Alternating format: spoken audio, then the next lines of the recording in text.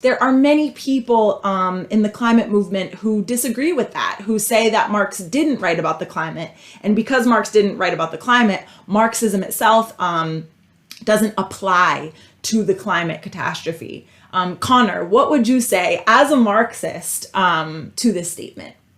Yeah, well, I mean, obviously, climate science has come a long way in even the last 50, 60 years. I think it would be asking a little bit much to expect Karl Marx to have already come up with an analysis of the climate as it is now in the mid 1800s. But that doesn't mean that he failed to take the environment into account. And actually, already even in his time, the kind of destruction caused by capitalism on the planet was becoming very clear. And Karl Marx himself famously made the point that capitalist production simultaneously undermines the two main sources of all wealth, the earth and the worker. And he understood this idea that we touched on just earlier of capitalism seeing these effects that it has on the environment as an externality. So he talked about what he called a metabolic rift between capitalism and the environment. So he made the point that humanity relies on the environment, that we're a part of it, but that the methods of capitalist production mean that it tries to draw basically a line between these two things. Instead of seeing the environment as something that we rely on, seeing it just as a resource to exploit. And 150 years later, I think that's actually even more true than it was in his own time. And actually, it's by looking at the world as Marxists, by understanding how capitalism works, that even today we can understand the motive forces behind the current climate crisis. But also, as we've started to talk about already, what kind of forces can change it as well. And so for those reasons, Marxism is still incredibly relevant, I think, when we're talking about the climate crisis.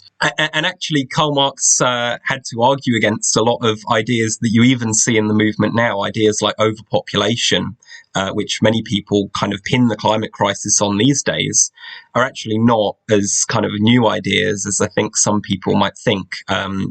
Even in the 1800s, people like Thomas Malthus put forward these kinds of ideas. They were described as Malthusian after Malthus, the idea that basically the Earth can't sustain this growing population that it's got. For Malthus, it was looking at things like the existing food supplies and jobs and, using that to explain why there's all this poverty. And he said basically there's just simply too many people, not enough stuff to go around.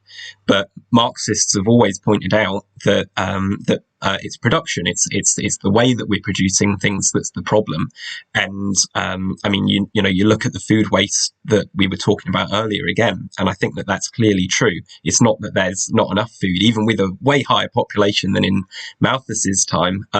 We can clearly produce enough, but it's the way that we produce it, the really unsustainable way that we produce it, that's the problem. And again, that's the problem when we're talking about the climate as well.